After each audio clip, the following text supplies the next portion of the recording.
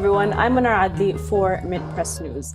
Iran has been in the crosshairs of both Western media, the U.S. government, and Israel as demonstrations have spread across the country against rising prices that have been hijacked by pro-monarchy rioters calling on the U.S. and Israel for regime change. But those protests have calmed down. But if you watch corporate media, you'll hear the same old framing that is used to manufacture consent for war, including describing the Islamic Republic as a regime who is mowing down peaceful activists in their tens of thousands, with outlets from the Times to the New York Post citing bogus claims of 17,000 dead protesters and describing it as a genocide, a term they refused to use when reporting on the actual Israeli genocide of Palestinians in Gaza. We have to remember, Western media accepts death tolls about Iran at face value, and Palestinian deaths in Gaza remain endlessly questioned, revealing how belief follows a powerful agenda, not evidence. But also, we trace these inflated numbers of 17,000 deaths and 30,000 mass arrests, these bogus claims, to one source, the human rights activists in Iran, which is not even based in Iran. It's based in Fairfax, Virginia, and it's funded by the CIA cutout, the National Endowment for Democracy. And human rights activists in Iran is part of a pro-democracy NGO pipeline that's being backed by the CIA to feed Western press with inflated figures and false information about Iran to signal boost a pro-regime change narrative to not only manufacture consent for another war, but to manipulate the Iranian diaspora. And to top it all off, of course, former CIA Director Mike Pompeo has openly stated that Mossad agents have led these riots, and Israeli media and military analysts are openly boasting about the success of their operation. But I want to remind you, it's been a few weeks where these protests and these riots have actually stopped. They've ended. But media is still playing with this line. So the question arises, was this a revolution like the media would like us to believe, or another regime change operation? Joining me from Tehran is a returning guest, Seyed Mohammad Marandi. Dr. Marandi is a professor of English literature and Orientalism at the University of Tehran. Welcome to the show, Doctor. Thank you very much for inviting me. It's always a pleasure being on your show. Of course. So you are in Iran right now. You're based in Tehran. And right now, the media is still pushing out these bogus numbers. And it sounds like these protests and even the riots have completely vanished on the ground, yet media is still pushing this narrative. So can you tell us what exactly is the situation there right now on the ground in Iran? Things are very quiet, and they've been quiet since Saturday last week. So 9 or 10 days, the last 9 or 10 days have been quiet. Right now it's late at night after I leave here because I'm at a studio, because our internet connection right now in Iran is only local. We cannot use our personal internet connections to communicate with people outside the country. So I've come here to Press TV, and I'm using their internet connection. So afterwards, I'll go home late at night, and it's very peaceful. I've done this last night, the night before that, and so on. So it's been quite a long while, and the only place where there are riots and protests are online, not in the real world. Now, what happened was that after Netanyahu went to the United States to meet Trump, and they spent the new year together, we had a sudden, I think it was Sunday, maybe 3 weeks ago. I'm not sure about the. I'm not good at dates, but we saw sudden collapse or sudden rapid decline, let's say, to be more accurate, in the Iranian currency. It went down 30 to 40%. And that led to protesters in Tehran, 2,000, 3,000, nothing really big. And they're mostly, I assume, shop owners and business people who are very worried about the fall of the currency because it it's very dangerous for their businesses. There's no police harassment. There were no arrests. And the government said, you are right to be concerned. The next day, there were also protests, I guess roughly more or less the same numbers. But then after that, we saw this sudden influx of very well-trained rioters. And they began to create chaos. So there's a link between Netanyahu's trip to the United States, the currency fall, where the Americans manipulated the currency through Dubai, through the Emirates, through Kurdish areas in northern Iraq, where the Americans and the Israelis have huge influence over the local Kurdish government, and apparently even in Afghanistan. So you had that currency manipulation, then the protests, small protests, quickly infiltrated by people who were obviously well-trained for a very long period of time. And some of them came in from abroad. On Thursday and Friday, we had the height of riots, especially Thursday night, meaning Thursday night last week, like 10 days ago, 11 days ago. And the rioters burned down markets, entire marketplaces, in Rash, for example, private shops. They destroyed clinics. In one clinic, they burned a young nurse. She was burned alive. She was burned alive. She tried to escape. She went up the building, but the entire building caught on fire, and the flames chased her, and ultimately she burned to death. They burned 250 schools and educational centers. They burned down tens of buses in Tehran alone, public buses, tens of fire engines, very expensive cars. Why did they burn the fire engines? Because they didn't want them to put out the fires. Because the whole objective was to create chaos. They murdered, until now, over 300 police officers and volunteers who were policing the streets. So imagine, in the United States, a young woman, she's in her car turning to the right, and then she's shot in the face. And the president and his supporters support it because they're saying that she was not moving to the right enough, basically. And here, they murder at least 300, well over 300. And I think some of those who are injured in hospital, the officers, some of them have died. So it's more than what I thought. So they murdered all these people, yet Western media continues to insist that these are peaceful protesters. Even though, as you rightly pointed out, Pompeo said in his tweet that, he was the former head of the CIA, that the Mossad is on the ground with the rioters. Even though Mossad put out a Persian language statement stating that they're on the ground with the rioters. And even though Channel 14 of the Israeli regime said that a foreign country brought in lots of weapons, and that is why hundreds of Iranian officers of the law and security agents were murdered. So the Israelis are bragging about it. The footage that the Iranians have released so far show it clearly. I've posted quite a bit of them. I didn't have any internet for a few days, but then when I was able to come here and do interviews, I've been using their internet, so I've been tweeting some of these clips. It's clearly very violent, but the West insists that these are peaceful protesters, and I believe that that is a part of the conspiracy. I believe that the meeting between Trump and Netanyahu, and so do people here, that it was about first bringing down the currency, creating riots, and creating an environment to justify war. That's what this was all about.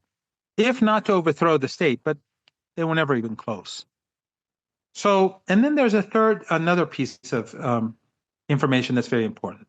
At the height of the riots on Thursday night, and that's when they were the largest in number, the Iranians cut the internet.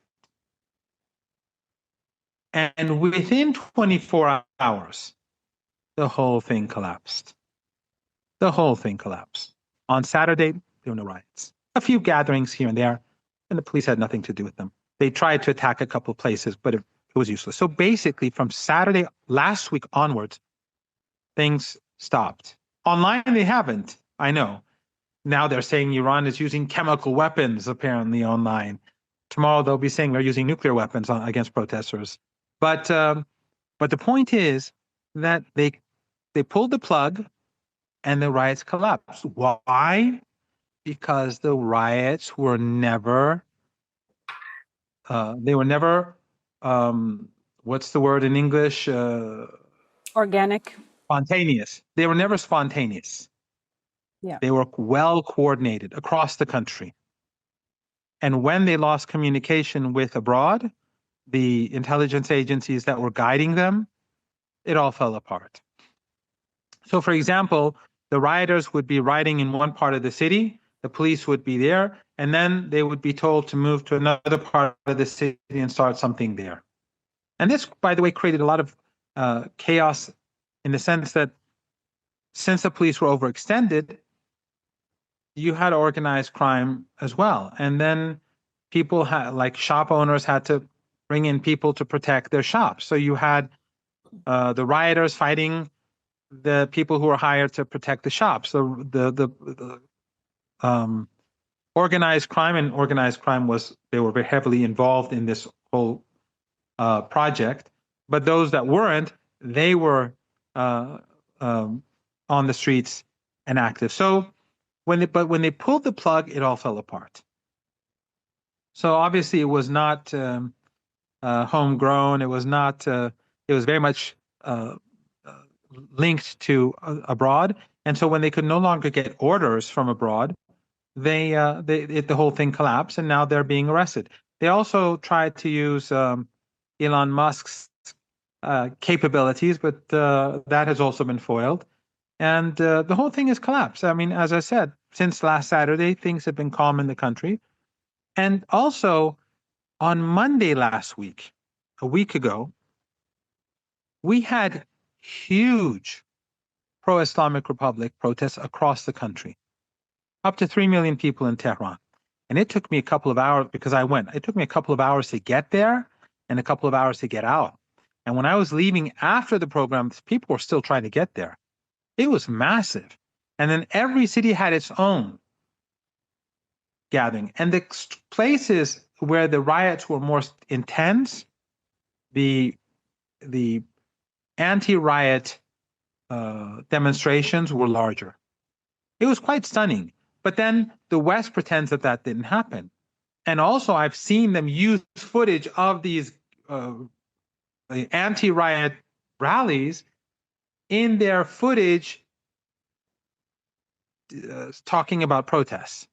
So to summarize, they conspired to bring down the currency.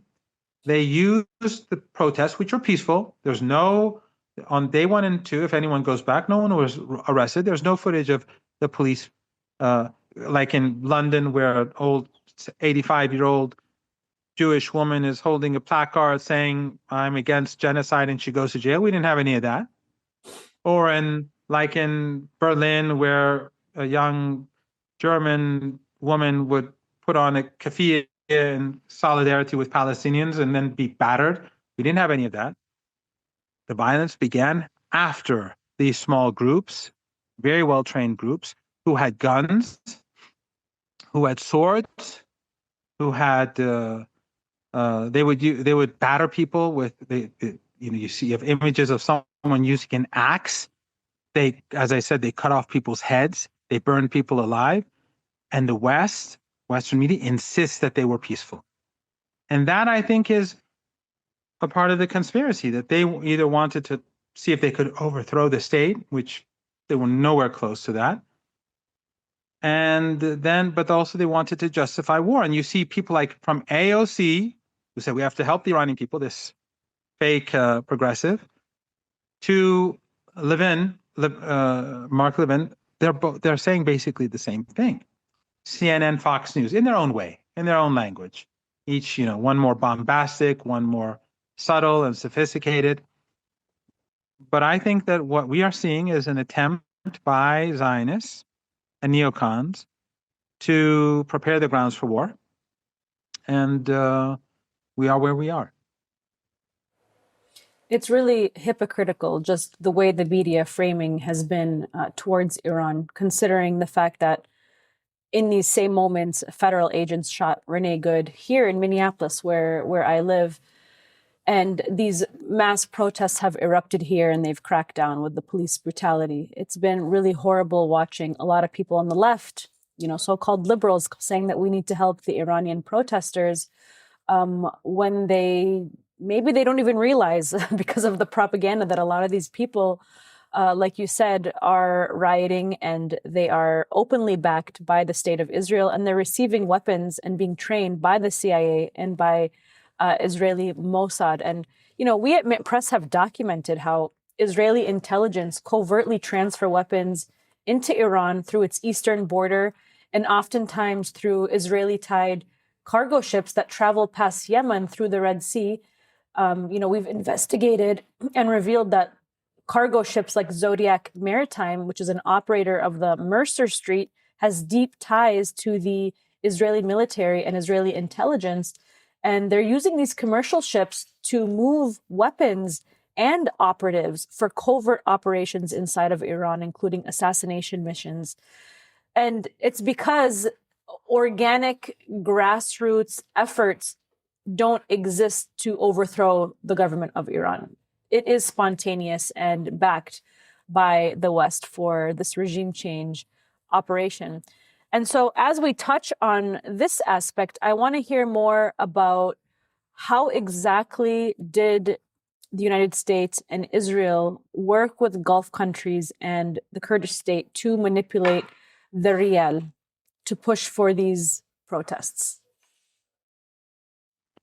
Well, I'm not an economist, but basically, since Iran is sanctioned and we have maximum pressure sanctions, and those liberals who pretend to care about Iranians, the United States is waging war against ordinary Iranians. It's been doing that for years. The sanctions are intended to strangle ordinary Iranians. It's intended to make them suffer. Just like these rioters and terrorists that they're supporting in Iran, they're killing Iranians, just as the 12-day war where the U.S. conspired with the Israeli regime to carry out a blitzkrieg attack. These are all human rights violations. These are all acts of murder. And if these liberals have any decency, they would be calling the U.S. government evil. Some of them pretend to be in opposition. They say, yes, we shouldn't carry out war, even though they're evil. Like in the same is true with Venezuela. Maduro is evil, but we shouldn't, no, your government is evil. Your government is evil for murdering 100 people in the Caribbean. Your government is evil for murdering another 100 people in an attack on Venezuela and kidnapping the president and his wife and battering his wife. But they're too cowardly to say this. So these liberals say, yes, Maduro is evil, but we shouldn't do it. That is in self reinforcing the narrative.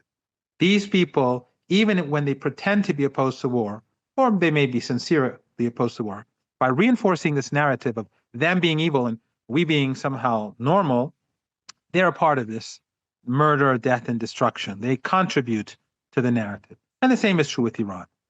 In the case of Iran, Iran's only sin is that it is independent.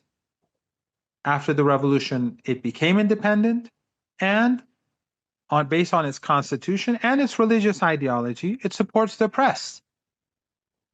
And whether it's in Cuba, which is communist, or Venezuela, or South Africa during the apartheid era, or Palestine, Iran has fulfilled that constitutional obligation. And that is why the United States hates Iran so much. That's why Western elites hate Iran so much. If Iran was like Turkey or Saudi Arabia or Egypt or Jordan or the Emirates, there would be no sanctions, there would be no blitzkrieg attack, and there would be no attempts to infiltrate the country with terrorists and rioters and to create death and destruction and chaos. So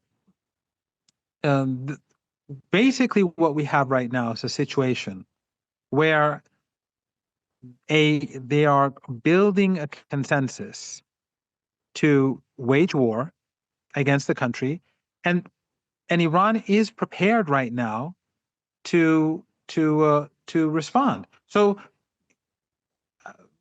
but to go back to your question, since Iran is sanctioned, Iran uses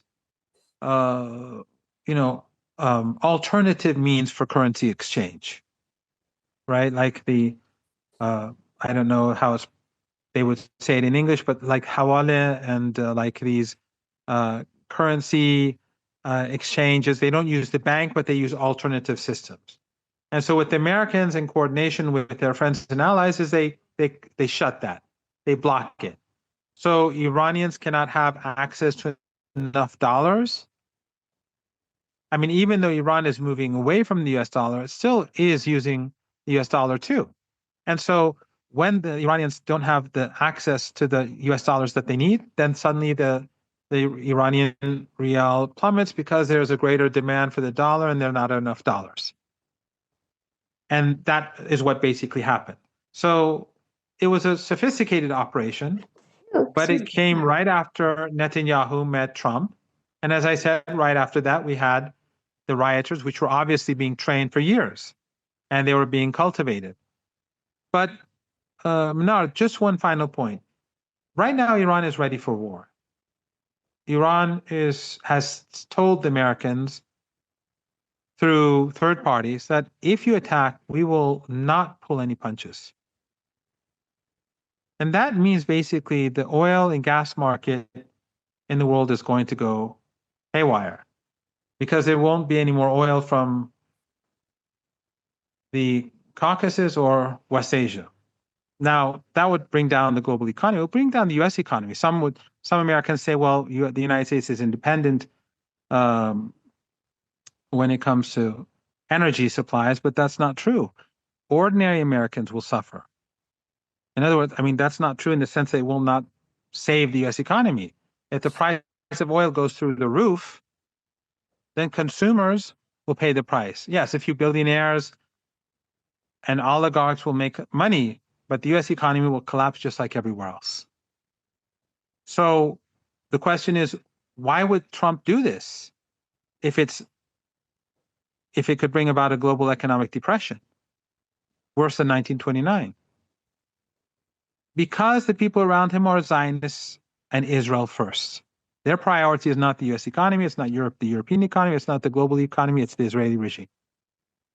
And so we are in a situation right now that we don't know what is going to happen next, but the Iranians know that this is going to be a fight for survival if there's war. And Iran is not going to pull, as I said, Iran is not going to hold back.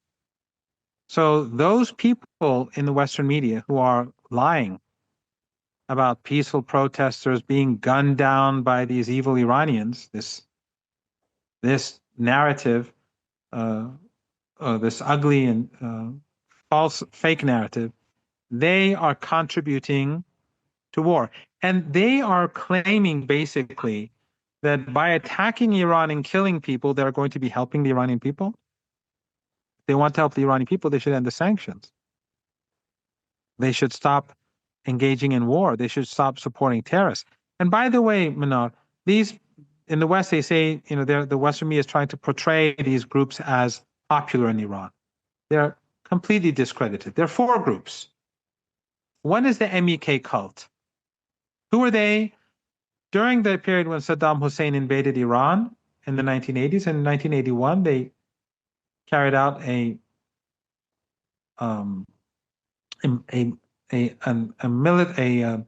military uprising against the state as Iran was fighting Saddam Hussein, resisting the aggression.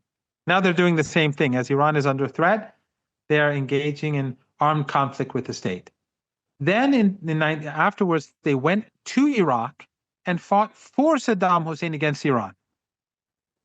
Does anyone in their right mind believe that these people who fought for Saddam Hussein against their own country, they have any popularity in Iran? The second group, they're the monarchists, the son of the Shah, who hasn't been in Iran for 50 years. People ridicule him. He's not very smart, and his family issues are, we don't even need to go there. But people ridicule him. But he went to Israel. Israel, which carried out a blitzkrieg war against Iranians, killed 1,000 Iranians, including tens of children. He went there, and he's also calling for Trump to attack Iran. Does anyone in their mind, any sane person, believe that someone who's the son of a former despot who stole billions of dollars from Iranian assets, took it abroad, and is calling for attacks on the country, and who's gone to kiss the ring in Tel Aviv or Al-Quds, that Iranians support him? The third group is ISIS and the Takfiris and the remnants of ISIS. Of course, they're enemies of Iran, and no one supports them. And the fourth are the Kurdish terrorist groups that are based in northern Iraq that are separatists. So Iranians would support, which of these four groups would Iranians support? And these groups are, by the way, very hostile towards one another. But Western intelligence agencies in this operation coordinated all of them. And as I said, when the Iranians pulled the plug, the whole thing fell apart because it was controlled from abroad. But as I said, none of these have any credibility. So we have the mass demonstrations across the country that were shown on live TV. We had rolling coverage on multiple channels.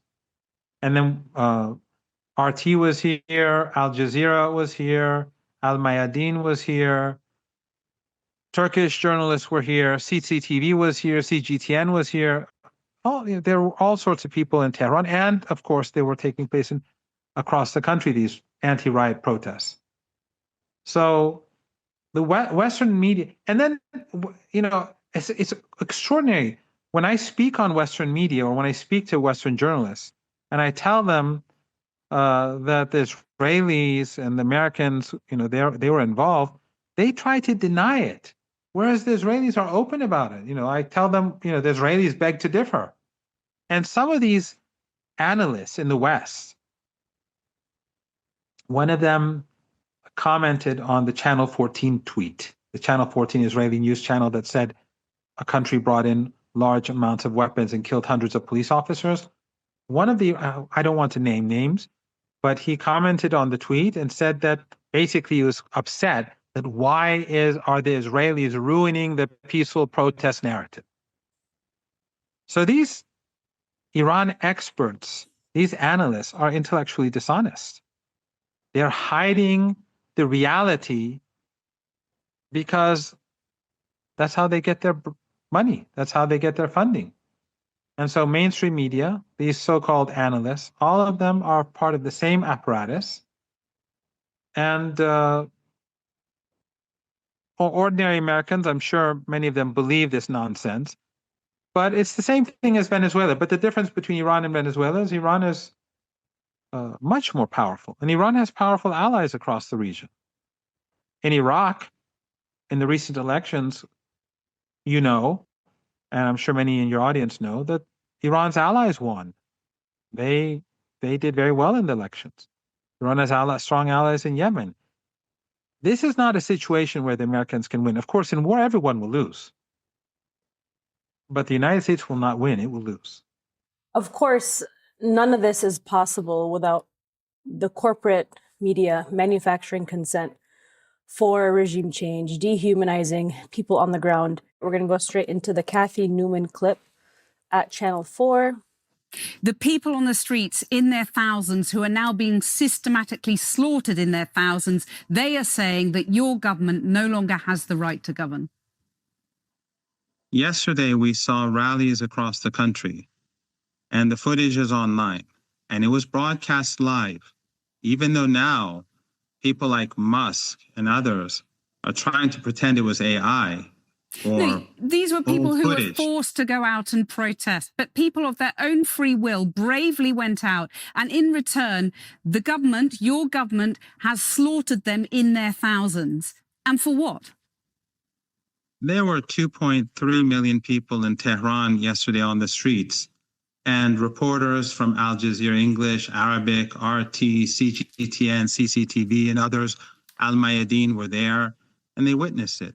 How Yeah. can you force These are millions of people on the streets in because you Tehran instill and other fear streets? into the people of your country. Your government instills fear into the people of your country.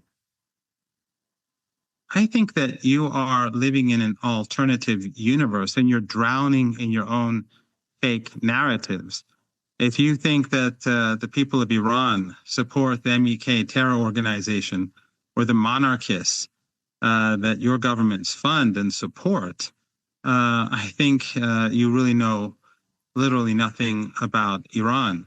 Your government says Iran, that 2,000 people are dead. Are you denying that? our government never made any statements about any death numbers at all.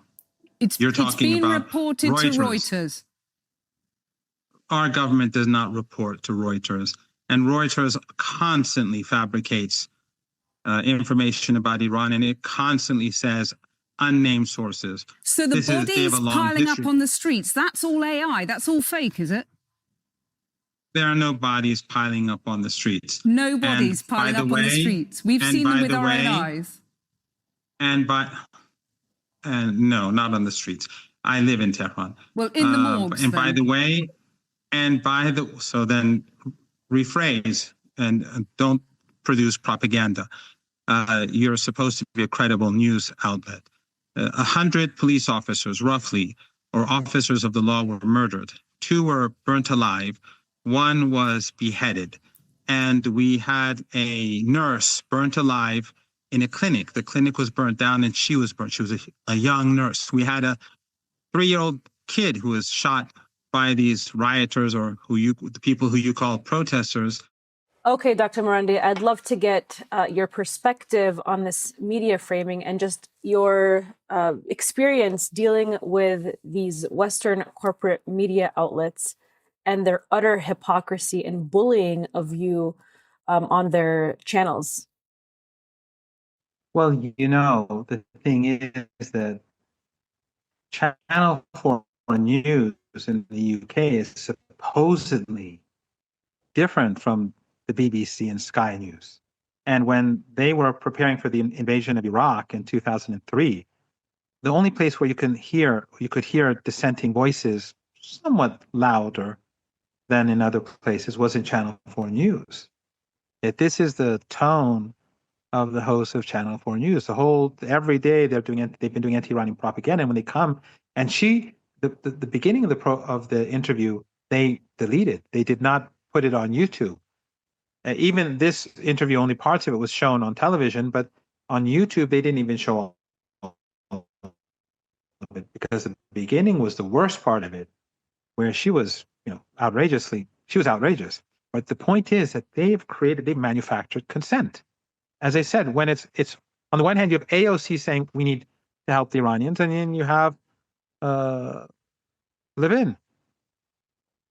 You have the so-called liberals, and you have the conservatives, all saying the same thing.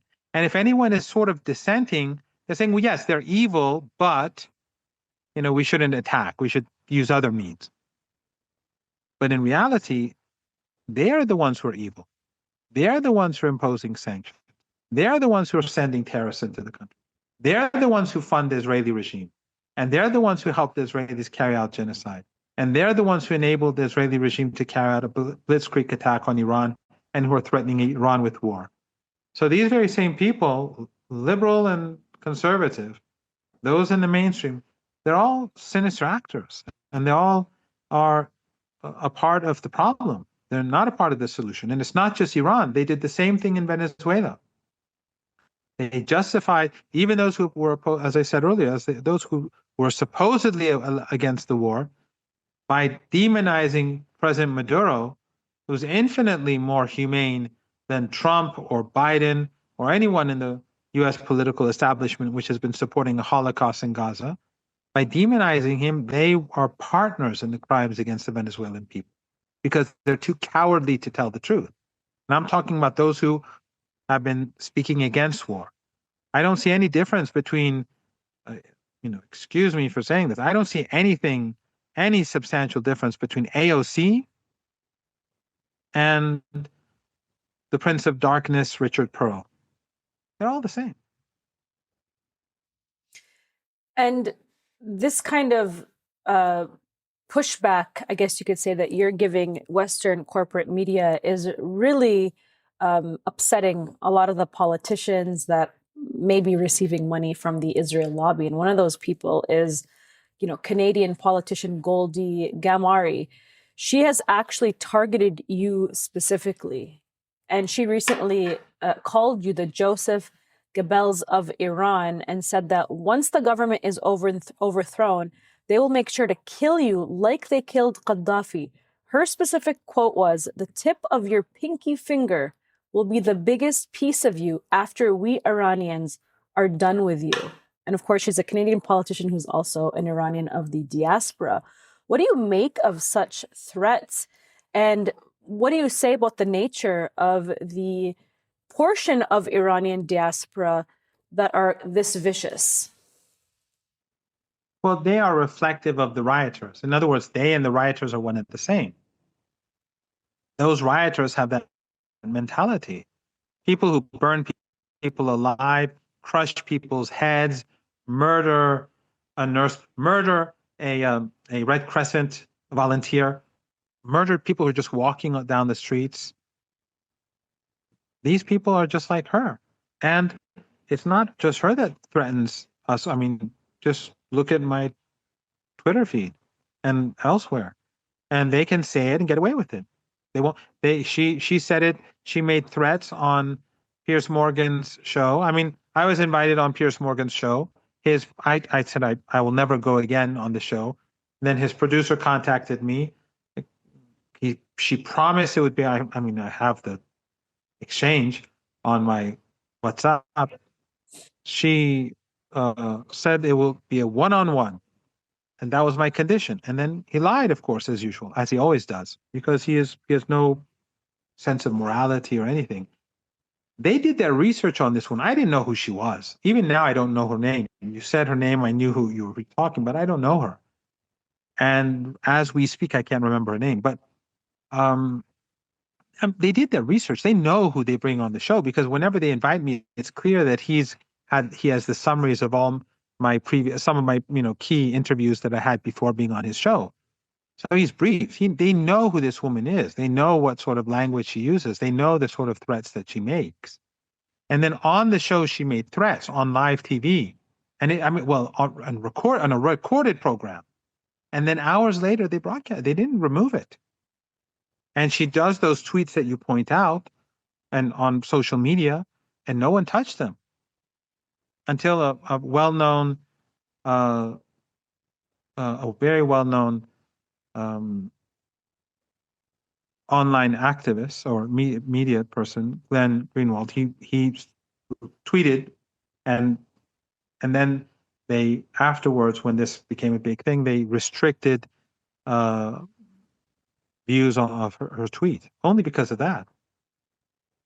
So the same, if I were to say anything like that, imagine what they would have done to me. Imagine they would have taken my account away from me. I would have been condemned across the board by social media activists, and rightly so. But these people can say whatever they want because they've dehumanized the Iranians so much. And as I said, the whole political establishment is a part of this. They're all criminals. Just like Mnar, anyone who trusts Western media and Western elites and Western pundits after Gaza and believes that they're credible about Iran or Venezuela, these people are useless. They're irredeemable. They're too naive. They're too ignorant to be able to change them. It's clear as day. For well over 2 years, they've been trying to hide a Holocaust, and they've been apologists for the Israeli regime. Remember the October the 7th rapes and the beheadings, months after it was clear that these were lies, they continued to push it. People like Piers Morgan, among many others, they continued to push it because they wanted to justify the Holocaust. They were lying. There was no evidence. We all know that now. So anything you hear about Iran from these people is obviously of the same nature. Iran is being punished because of its position on Palestine, because it is only Iran that supports the Palestinian people. The Iranians and the Yemenis and the Axis of Resistance. No one else does. Everyone else does business. Like Erdogan, like Abdullah in Jordan, like Sisi in Egypt, like Mohammed bin Zayed. All of these people do business with the Israeli regime. They can say a few nasty words here and there, but they're fine. But Iran is because of its support for the Palestinian people. So yes, if you believe the nonsense about Gaza being a war and not a genocide, then you can believe all the nonsense by Western media and Western pundits and Western governments about Iran. Of course, and I mean, you kind of have to be a special kind of stupid, honestly, at this point, if you believe anything that comes out of Western corporate media about any nation that dares to stand up to U.S. and Israeli imperialism. Like you said, we witnessed over 2 years of atrocity propaganda being pushed within Western corporate media, from the beheaded babies to, these rape claims to babies being baked in ovens. We saw how media manufacture consent, how they push bogus claims and atrocity propaganda to justify war. And yet we have many of the same people who saw that say, oh, but, Iran is different. Or they are sharing a lot of these statistics and these numbers of mass arrests and mass casualties. 20,000 killed, chemical weapons being used. I mean, just give them a few more days and it'll be 200,000 people killed and nuclear weapons used. I mean, we literally just heard that about, Palestine, and they're parroting the same thing. And a lot of it has to do with a lot of the Iranophobia and the Shia phobia and just the total dehumanization of Iran over the course of the past, decades. And it has even touched the Palestinian American community. It has touched a lot of the Arab and Muslim community here in the West, because even sometimes Al Jazeera pushes sometimes these narratives about Iran and nuclear weapons. So it's very clear that there's an agenda to push for this regime change, and it's through dehumanization of Iran. And I want to talk about the timing of all of this. And this is, one of my final questions for you, because it's really important, because right before Nicolas Maduro was kidnapped and right before these Iranian protests were hijacked, and right before Trump announced that he's ready to invade Greenland to take over the minerals there, of course, all of these things, the Trump administration is openly saying what they're trying to do. There were closed door meetings between President Trump and Netanyahu, and everything that I just mentioned basically happened right after that. Do you agree? Oh yes, and you're absolutely correct. This phobia against Iran and Shia, it's something that Western media has been doing for decades, and the media empires of these family dictatorships in the Persian Gulf, whether in Qatar or Saudi Arabia or the Emirates and others, they've been doing it for decades. And Qatar is a Wahhabi regime. Its central mosque is the Muhammad ibn Abdul Wahhab Mosque, which is Takfiri ideology that he pushed. And of course, Erdogan and Qatar, they've been supporting ISIS and Al-Qaeda for a very long period of time, sadly. Turkey, especially being a strong Sufi, having a strong Sufi tradition, Erdogan is trying to push it in a very different direction. So this sectarianism under the umbrella of the American empire and this general hostility towards Iran in the Western media, all of these together, the Arabic and the oil and gas funded Arabic media and the Western media, because they're all in the same camp. they're all in it together. Remember, after the fake ceasefire, when all these world leaders gathered in Egypt for that monkey show, they all went there basically to whitewash Trump and his atrocities in Gaza. And I don't want to go into each and every one of them, but Iran was not there. If Iran went there, and Trump would have been very pleased, but Iran was not going to whitewash his crimes. So they're all in the same camp, and it's the axis of resistance. That is why they're targeting Iran today, because Iran is at the heart of the axis of resistance.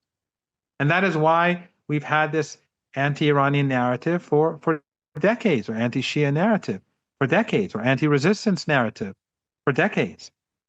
And the current conspiracy that's playing out, it began over the new year with Netanyahu and Trump meeting in Mar-a-Lago in Florida.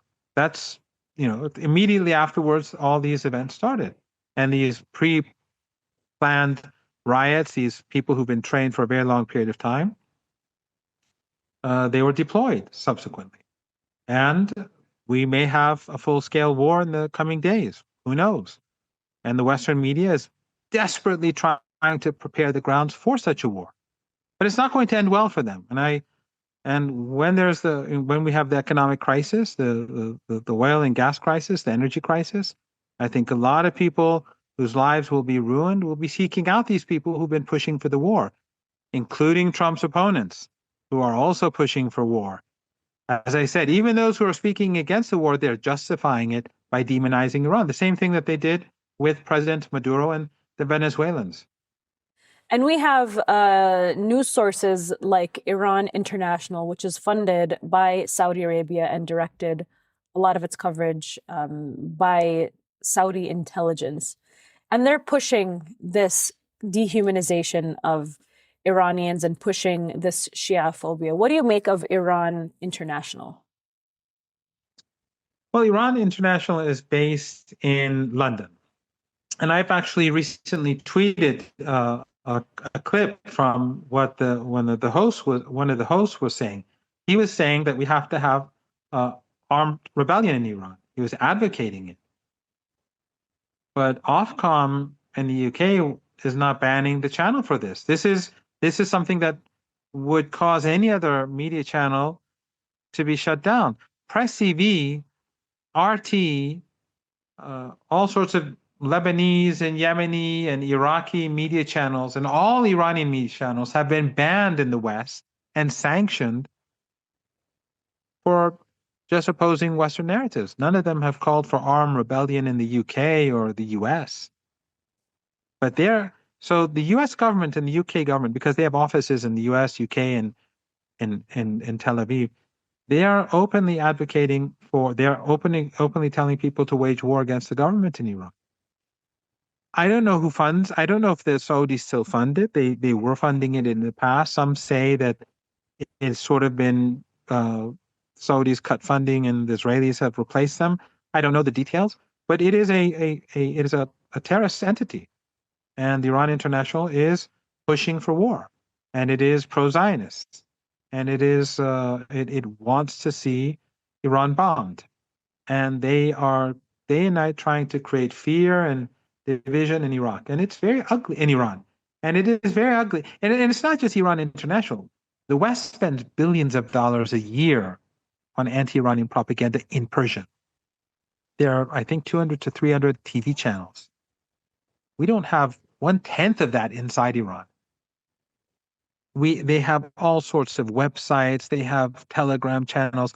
They have a numerous troll farms. One in Albania has 2,000 to 3,000 people working in it.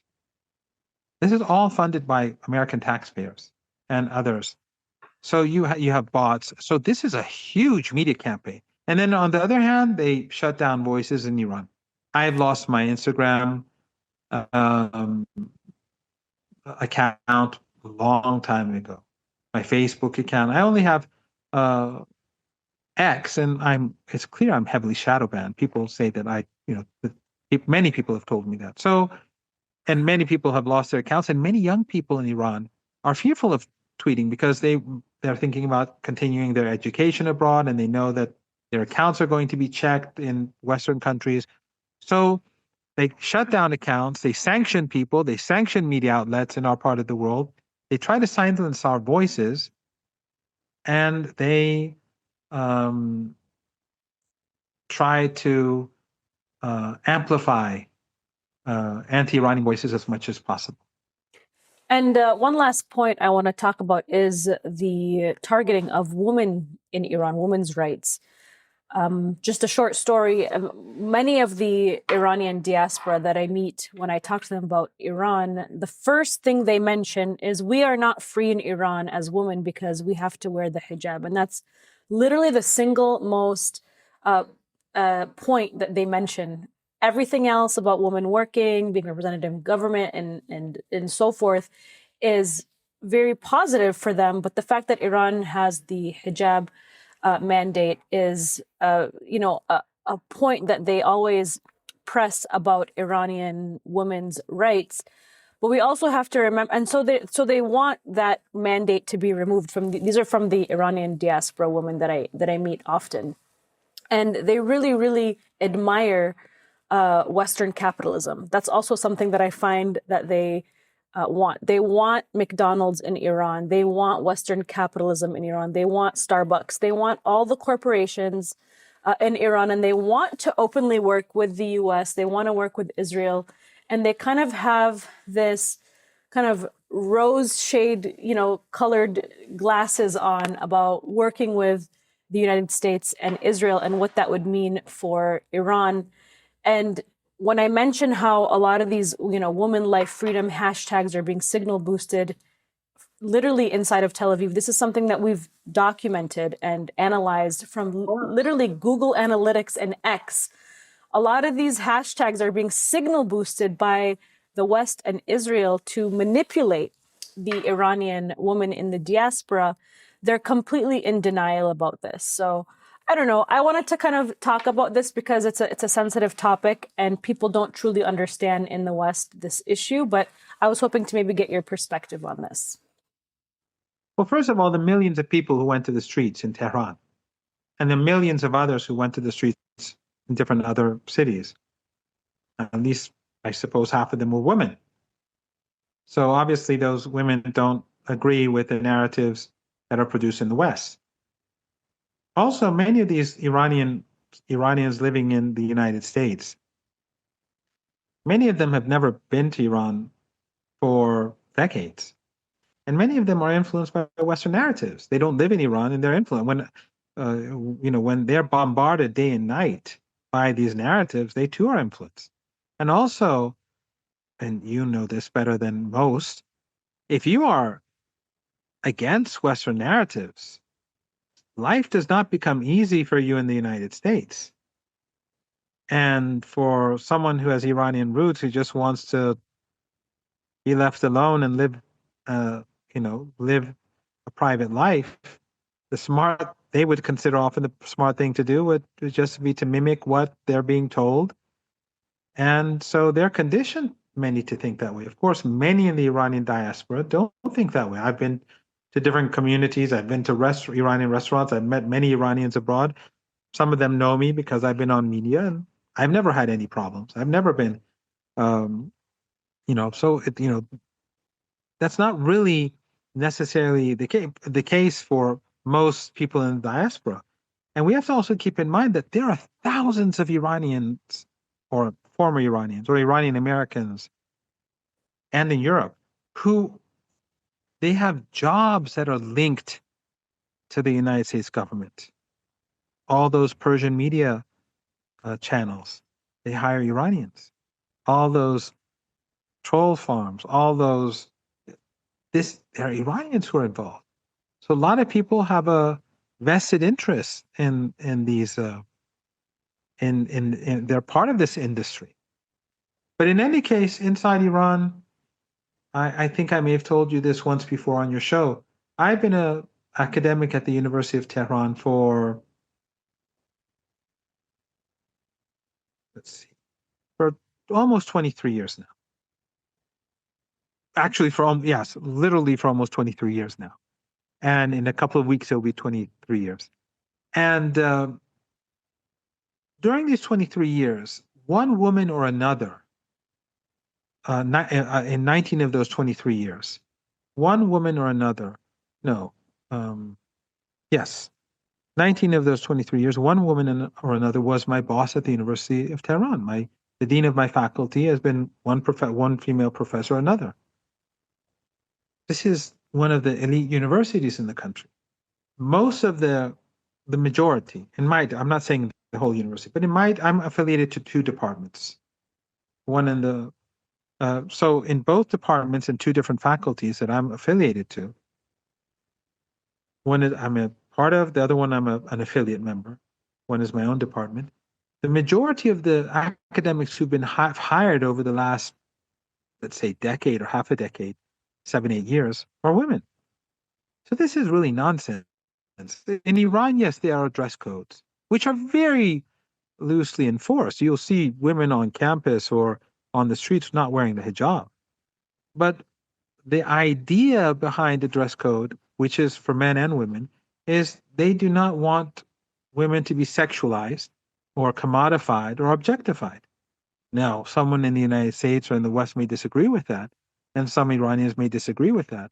But that's a debate that Iranians have, and Iranians debate that. If you go in any taxi in Iran, if you spend a few days in Iran and take a bus or take the metro or take taxis and go around, people in Iran talk. They're not like in some Western countries where everyone is quiet.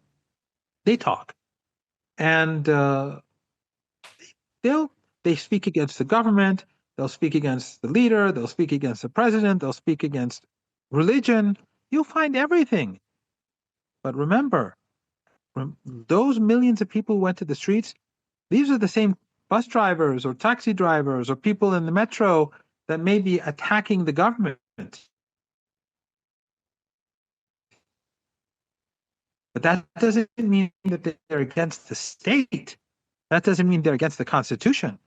And I insist that among all of its neighbors in this region, Iran is the most open of them all, contrary to the Western narratives, despite the sanctions, despite the constant attempts to create division. I mean, Western governments which pretend to support multiculturalism, inside Iran, they try to turn one sect against another, one ethnic group against another. They're doing it all the time. That's what their intelligence agencies do. That's their objective. And it's, of course, true across the region, between Shia and Sunni, Arab and Persian, or, I don't know, Muslim and Christian. That's what they've been doing for centuries. And as the empire declines, they become more brutal in this respect because they have less power. So they rely more on division and the attempt to turn people against one another. Of course. And we have to remember that in Iran, I mean, there are more women in parliament than most Western countries. I think Iran has the highest number of... We have women pilots, we have women taxi drivers, we have women, women in the cabinet, we have them in parliament, they're everywhere. I'm not saying Iran is some utopia, but it is definitely not the dystopia that they say it is in Western media. It's a normal society. Yeah. And people in Iran, when millions come to the streets in Tehran, which is the most secular city in this country, that shows that it has popular support and that Western narratives are false. And after Gaza, no one should trust Western narratives. So, you've mutual friends of ours, Max Blumenthal, George Galloway, many people have visited Tehran and Iran in recent months. Anyone can ask them, is it what it is said in the West? No. Western mainstream media is controlled by the same oligarchs that control Western political parties, and anything that they say is agenda driven, and people should be very careful about them. Of course. And the people that are in the diaspora can't rely on big tech billionaires like Elon Musk and his Starlink to save them. These are the billionaires that have exploited people to make their billions, and their agenda is very clear in their AI pursuit. So, Dr. Marandi, they don't care about Americans just as they don't care about Iranians. Of course. Dr. Marandi, I really appreciate you being here today to dismantle the anti-Iran propaganda used to manufacture consent for war and regime change against your country. And I applaud you for being so steadfast, standing so strong against the winds of these horrible propagandists in Western corporate media and dismantling their narrative. Thank you so much. Thank you very much, and thank you for all the fantastic work that you do. And I also thank your audience, because I know they are steadfast people who see beyond the propaganda, thanks to people like yourself. Thank you.